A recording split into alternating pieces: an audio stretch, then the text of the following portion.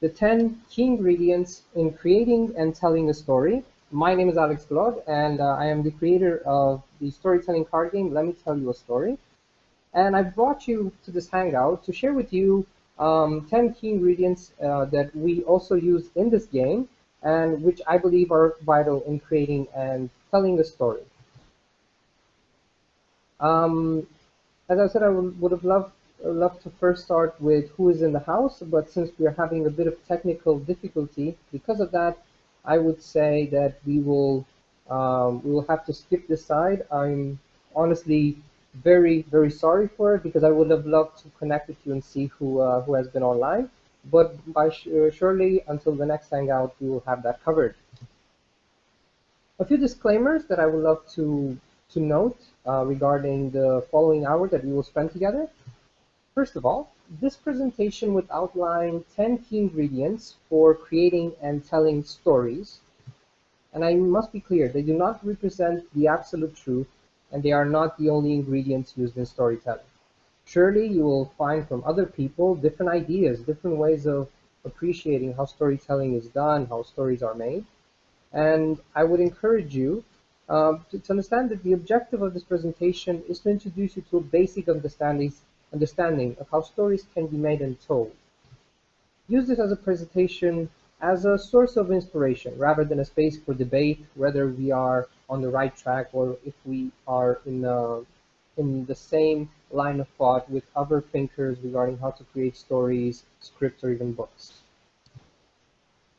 Now, in order to make my point clear, I would invite you to start with the story.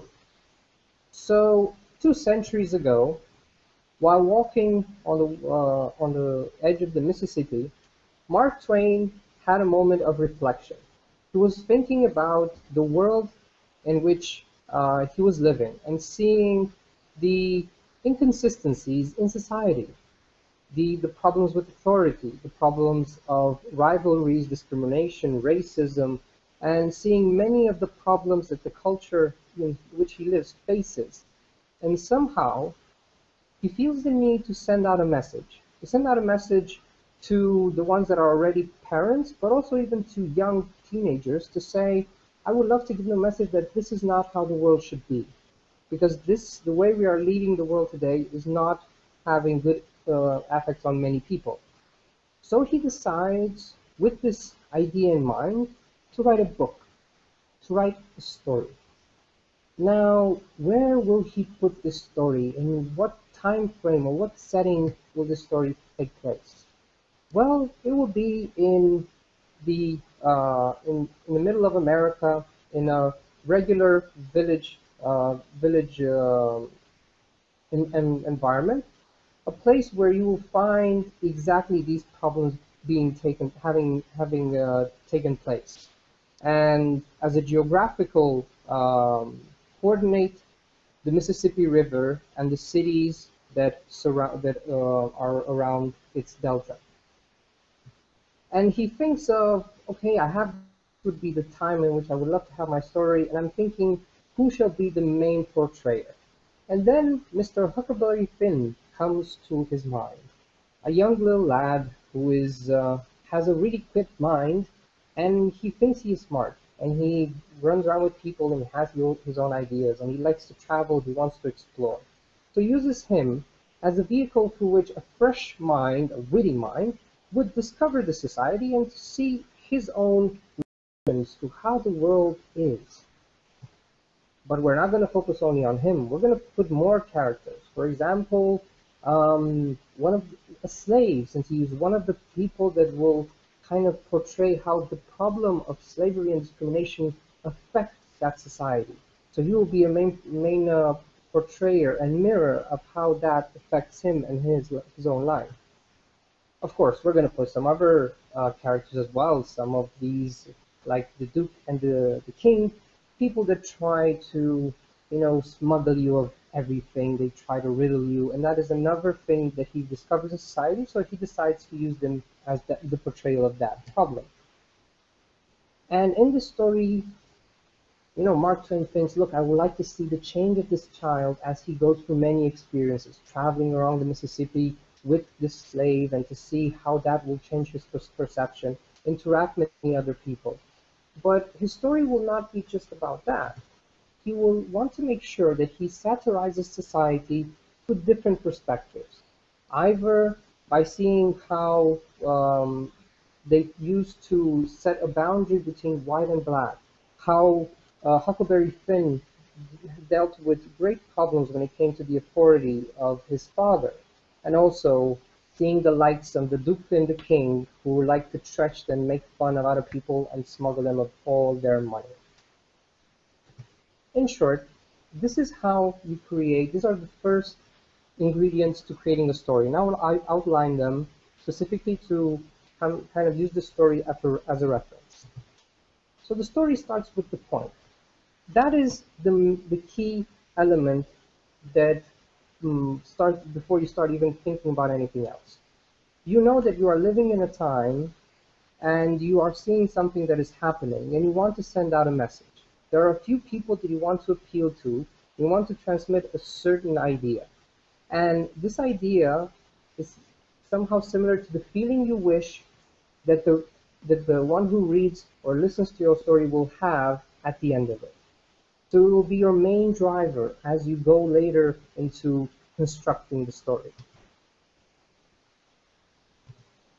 This is the really vital question to consider when crafting your story. What is the point? What are these people going to leave with after they hear it? What is the thing that will remain in their heads?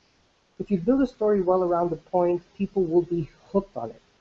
And you can name it, it can be really upfront, or you can let people fill in the blank. And that is when you empower them.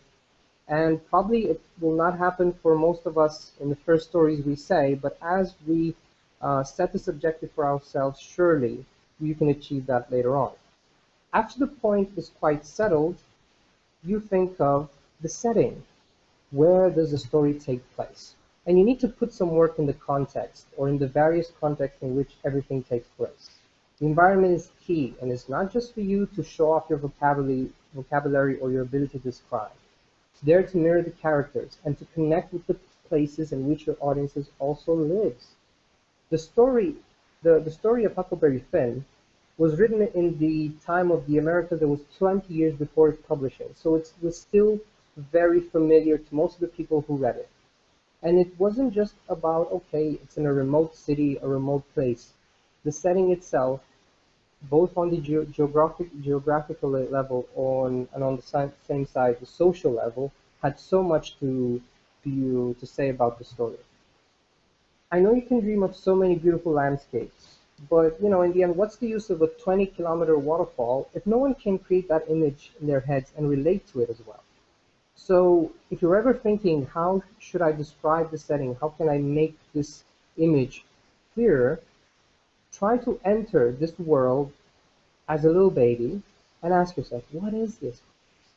And then the first things that come to your mind, use those as your main characteristics. Once the setting is done, clearly you need characters. There has to be someone or something that anyone can relate to in your story. It doesn't matter if it's a male or a female, a human or an animal, a star, a rock, or even a mountain. Just make sure you craft the personality and character around it. You can choose from one's life's history, upbringing, the family one grew up in, people one spent time with, ideas he or she agreed with, emotions which one's experienced, accents one used, clothes and colors one wore, physical features, or even similarities to certain people. Character is not just by putting a name on a person or on a face. You need to go deeper into constructing that personality and character, and these are a few references that you can use in order to make sure that we understand who we are dealing with. After you put your line of characters, you know that you're going to have to follow a change process. None of the stories, or at least the successful stories most of us have heard, have a linear story, as in, okay, he was like this in the beginning and he ended the story exactly in the same way. No, there is always evolution. There is something happening, and that is something you should take care into outline and to make sure that people understand as they go. In every good story, there is something that happens to the main characters. But there is a big change in the setting that occurs, and to which the characters are simple witnesses. Regardless of the case, make sure to introduce a process of change and to point out how it is occurring as well as its implications. You can use the classic before and after reference, but you can also approach it differently. Stages of change, elements of change, parallel processes of evolution, beginning with the change from a different time in the past, and so on. And then you need to kind of layer the story. You could, of course, have just one layer. You have the central theme of racism, and you could follow the story, the friendship between Huck and Jim. But that would be a waste of a good book. And that is what Mark Twain considered as well. He could do so much with this book. With this occasion of telling the story, he could address so many other issues. Like a Photoshop designer, craft several layers in which you place your story. It might seem stupid to put so much work into dividing and diversifying your story across several layers, but trust me when I say that it could turn out to be your coup de grace. After carefully exposing your point in so many different characters and settings, or by taking your audiences to different places and by later bringing them all together, you might have a hard time trying to leave the stage as a storyteller because you might start a new trend of addiction, story addiction. People say that, well, I wouldn't want to make too much of a complex story. I wouldn't want to go too much into, people might get bored. But if you think that way, probably that can be a bit of an insult to your audience. Usually when you talk to an audience, you talk to someone smart, and they want to be taken to new places. And if it's about being confused at a certain degree, well, by God, do it. Confuse them and make sure that that makes them more curious to see, okay, this is something new, I've never been used to it. If the story is too predictable and way too simple, they might get bored halfway. And if they listen to the end, they might just listen, well, because, well, you're my friend. So I figured I'd just, be around and be a bad guy. And that is how the adventures of Huckleberry Finn was firstly crafted. So right now we have covered the first 5 key ingredients. And we will also go through the next 5. But until then, hammer time. I'm going to try to get out of the presentation for a minute and see if I can activate the chat and probably have a bit of conversation with you. So I will do a short recap. So the first ingredient that we talked about was the point. So this is the main idea that you start with before even thinking of where and how your story ends.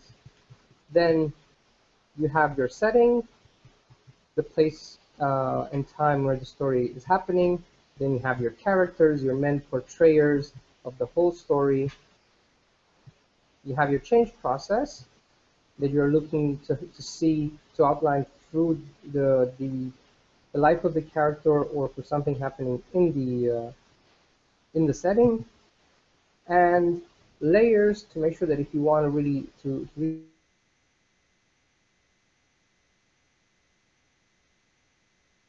and so therefore it becomes more relevant when you're in the story if you want to make a point. That being said, let us continue to these next 5 ingredients, and these 5 ingredients are mostly related to how you can tell the story better. So you have these main ideas, but how do you tell it well so you make sure that people understand you?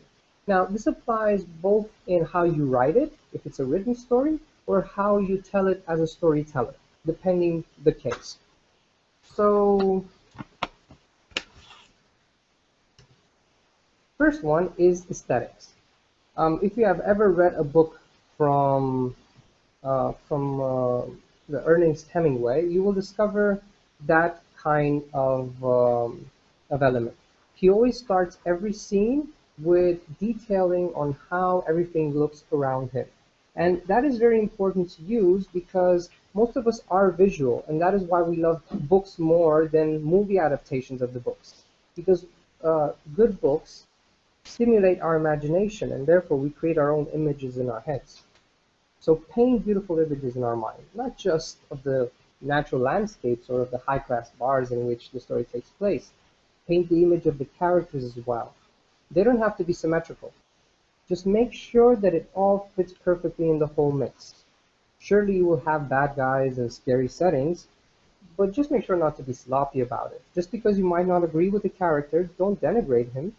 Paint him as visually as possible. Oh, and also convey the sound as accurately as possible, because some of us are also audio in terms of how we learn and how we interpret words. So see if you can use that as well. Then once you covered the part of aesthetics, what's important is to bring in dialogue. Storytelling should not be confused with narration of facts. Sadly, that is what most people choose to do when they tell a story. Excess narration and very little dialogue.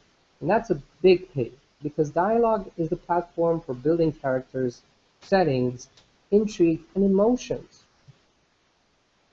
I invite you to carefully craft the content of the dialogue. Make it more than just the usual "hello, how are you" character interaction. For dialogue, you can transmit many points and share words of wisdom, thus making the story a fruitful listening experience.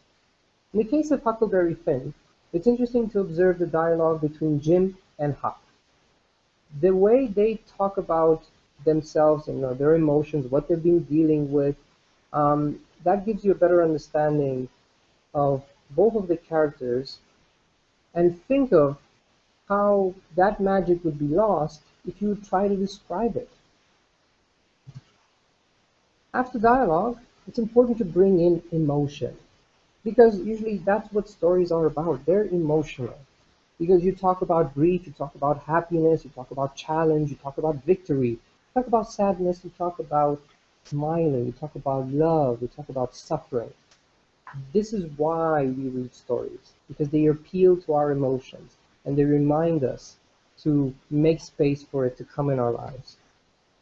Don't bless us with lots of characters, details of settings, or delightful metaphors if you don't maintain sufficient emotion to illustrate it. Don't speak of pain and suffering, express pain and suffering. That goes also in writing, and most of all when you tell the story. It is very easy to say, well, he was angry and he just wanted to kick him in the face. And that sentence is kind of, how do you say, it just doesn't express that much. Or you can say, put it in a dialogue, something like this: "You bloody woman! I told you I'm going to kick you in the butt!" That has so much emotion, and it has many of those anchors, another element that we will talk later, to which you can identify pain because and that specific emotion. And therefore you can connect by saying, ooh, yeah, oh, or at least you connect with the emotion you go through when you hear someone talking like that to you. Don't talk of the beautiful settings, impersonate the character witnessing it in awe for the first time. Don't talk about this, what the stepmother thought of her, speaking her same tone and with the same hate and envy. Connect with the emotions that accompany your story and transpose them using all of your authenticity. Once emotion is placed, what a very delicate one is um, a very delicate. Um, sorry, just had a loss of words. So another important element is about anchors. So what do I refer about anchors? Well, I'm not talking about sailing anchors, of course, but of elements which have the same function, to keep the audience in place, as well as bringing the audience into perspective. Either build an intriguing situation which seems to have no end to keep people hooked, or impersonate the characters or construct them in a very familiar way. In the first case, when you build this intriguing situation, people are curious. Okay, I want to learn more. Or when you impersonate or create a character that is very similar, either it's similar to the person hearing or similar to a person that the person hearing knows, it becomes intriguing. Interesting. What is going to happen next? Ask the audience to empathize with the character and ask them how it felt when they encountered the same challenges. That is mostly applies for storytelling, when you tell the story to an audience. Phrase and say, well, have you ever had that feeling when you have to go through these kind of challenges and say, look, I need to run away from home because there's nothing left what I can do now. This is a beautiful moment for just pausing, breathing, and making sure that your audience is part of the story. Make them a part of your story, or even better, build a story with them. Last but not least, bring some humor in the story. Huckleberry Finn, for example, has so many, problematic themes. We're talking about drunken parents. We're talking about parental abuse. We're talking about racism. These are really serious topics. Yet you will find throughout the book many moments of humor where you will start laughing. And why is humor so important? Well, because everyone enjoys a good laugh. And humor should have a special place in your story, regardless of whether it tackles sensitive issues or not. In case of emotional stories, it is easy to send people through a negative emotional whirlpool.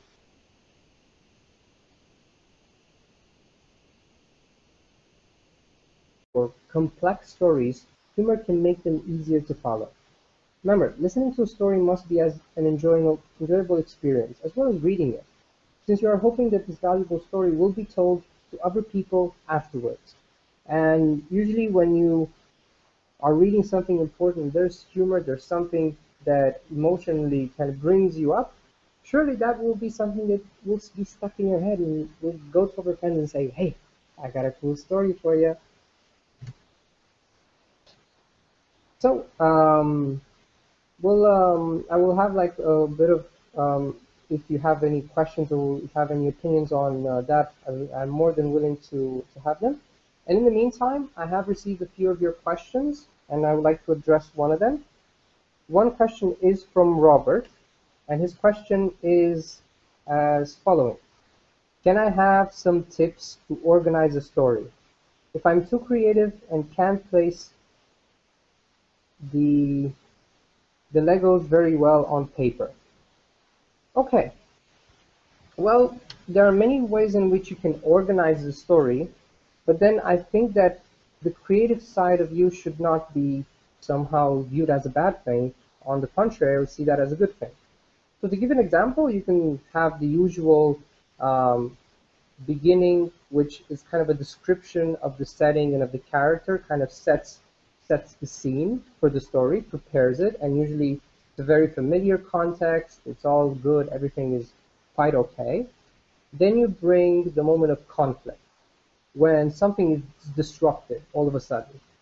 Things will not be the same. So therefore, your characters are challenged to do something, or they will react in ways in which they never thought they would react. And that can take as much time as you think it's needed. In some cases, probably you don't want to go too much into detail, or probably if there's a point you want to make, I encourage you to go there. After this moment of disruption, there comes this struggle for resolution. The idea of, okay, we want to overcome this situation. So there is this fight that you see that goes on and looking to understand what is going on and what is the end of everything that is happening. And then there is this moment, probably called the plot twist, or this key moment when everything kind of, it's the resolution, everything makes sense now. When you put that last big hit, and then it all makes sense. And then the last part would be having the ending, as in describing the world as it is now after all of this conflict, and describing the characters after all of this conflict to somehow make the difference between how you started and how you ended. And therefore you show contrast between the two. But at the same time, I wouldn't necessarily encourage you to go by the book in terms of structure, because nowadays I think most of us kind of understand how stories are written, and we can easily follow the patterns and be like, okay, yeah, so now this is happening, now this is happening, and we are looking for stories that are more creative, that have something new to show us. So on one side, yes, you could use these kind of simple structures to begin with, if that is an issue for you, but at the same time, I would trust your creativity. I would really trust your creativity to let it flow as you go, and see how people react to it. I think the best way you can understand if your story is well structured and people get it is by telling it to people or letting it be read by others and see what they have to say. And it doesn't have to be perfect. You know, the more you perfect stories, the better they will be. So thank you, Robert, for your question. I hope I've answered it.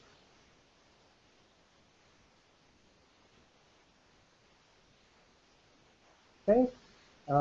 Since there are no other questions or comments, at least from what I can see. Now, I hope that this has been useful, and if probably you cannot leave any comments there, please, we would encourage you to leave a few comments, or I will leave you my the contact details if you have any other questions or remarks regarding what happened today. Of course, feedback is very much welcome because this is our first attempt, and we're looking to make this as better as possible as we continue. And our interest is to meet your needs. So please, if you have any ideas of how we can make this better in terms of structure, in terms of delivery, we are very much interested in receiving that. Now, these 10 ingredients are part of the Let Me Tell You a storytelling card game. These ingredients are shown at the beginning of every phase of creating a story. And I will come again to say that these are not the ultimate ingredients and the ultimate recipe for creating stories. This is an introduction to get yourself used to getting into the habit of creating a story and building a few distinctions of seeing how other storytellers use these elements and seeing how you can integrate them as well. And as you will evolve, then the next elements and the next ideas regarding storytelling can come as a new level and as a, let's say, a really logical step in terms of what's there left to learn. We'll come back to that in a minute. I would like to announce that we will have these hangouts once every 2 weeks. So I invite you 2 weeks from now, again, Tuesday, same hour. It's going to be the 1st of July from 8 to 9 Bucharest time. And here, we will go through the central themes in stories, books, and movies to see what are mostly the topics that people like to talk about, the general ones, and also we'll see the exceptions to the rule, the ones that haven't been let's say approached that much. So therefore, that could be for you if you want to bring a new story to see that there are specific genres that you could tackle, which are not that much explored. And with me again. So yeah, for those of you that probably hoped you wouldn't see me in the next 2 weeks, well, bummer. It's still gonna be me. Yeah, I know. So if by any chance there was something you didn't like about me in my presentation, you have my email there, and even my phone call if you want to just give me a call and be like, "You stupid blah blah blah blah blah blah." So whatever it is, I'm very much willing to listen to your feedback and your remarks regarding today. And I hope that this has been useful. We will look to edit a bit of the presentation to cut out the moments of pauses and technical difficulties to make sure that if you want to go back to it, it will be accessible. Okay, and I say we have another question from Rina. Okay, now we are getting the question for now, and the question is, after writing the story, do you always check if you have all the components? Well, yes, but not necessarily as in, not to think that let's say I'm very much, oh, it must be, it has to have those 10 ingredients, or it has to. Let's say I've kind of probably past that in the sense that probably a story doesn't need a specific element, or it can go even without it. Usually I have that in mind at the beginning, but I think it would be useful to do that, to write the story and to see, well, do I have that emotion? Do I have that? But I think a better analysis of whether a story is good or not is to simply read it through as if you would read it for the first time. And I know that's hard. because come on, you've invested time in it. You've read it. You were the one writing it. You put so much effort into it. How can I look at it as if I don't know what's going to be the twist or the point at the end? I would encourage that after finishing a material to sleep on it, for example. Sleep on it and then read it the next day. And surely you will discover things about the story as you go. Probably you realize that you have a certain style that is developing that you are not consciously doing. You will see how you are integrating emotion, you are integrating visual aesthetics. Probably you love to bring a lot of dialogue because you are mostly an audio person, so you probably don't take that much time with describing in video, but you describe it in the audio and voices and that kind of sense. Um, Usually, I don't think I would go on. Okay, let's see if I have each of them. I would go more as in you have them as you build the story, but if you want to analyze it, just read it as if you were reading it for the first time, because in the end, the reader doesn't know these ingredients, and he's not going to follow them. He's just going to listen to the story or read it. So it would be best to somehow disconnect from that and be in shoes of that kind of person and see if it sticks in any way. Okay, hope that was useful. Any other questions? Apparently not. Well, that being said, we very much welcome you in the next two weeks from now for our next hangout, where we'll talk about central themes in stories, books, and movies. And if you want to go into a further exploration of storytelling, we invite you to Storytelling Academy. It is our first gamified storytelling bootcamp experience. It will be from the 21st to the 24th of August in Sibiu, Romania, in the middle of the country, right at the edge of the Polteniș Mountains. What we're going to do in these 4 days is not only understand storytelling, but we will go through a story ourselves, and we will explore different types of stories in terms of categories. We'll go for these 10 key ingredients, but even more than that. We will go into central themes, type of storytelling, cultural storytelling, scientific storytelling, motivational storytelling. And we will have experiences from visiting the Village Museum, one of the biggest in Southeast Europe, going to see the old city of Sibiu and getting to know people from Sibiu, locals, going to the mountains, exploring the mountains, engaging with nature, going to an adventure park, and taking ourselves out of the comfort zone. If you are curious about this event or you would love to have many other questions, you are more than welcome.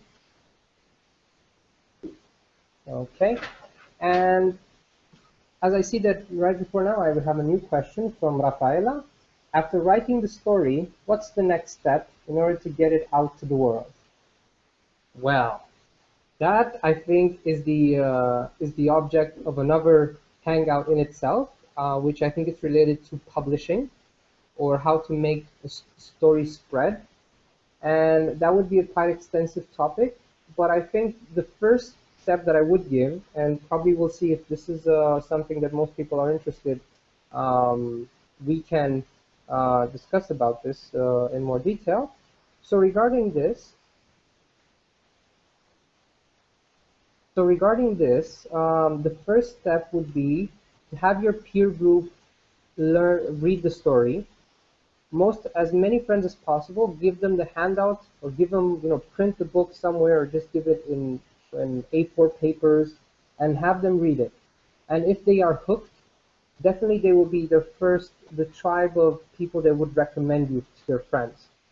So I think that before you publish it or probably decide to self-publish and or through Kindle, make sure that a lot of people have already read it, let's say a minimum 30 or 20. Have them read it, and if they like it, surely in an organic way, not just because, okay, they're your friends, if they like the story, they will share it, and it will catch an ease. And then afterwards, regarding how you publish, how you distribute, how you market and promote a story, that is definitely a totally different discussion that requires a lot more time. I hope that this has been useful, and yes,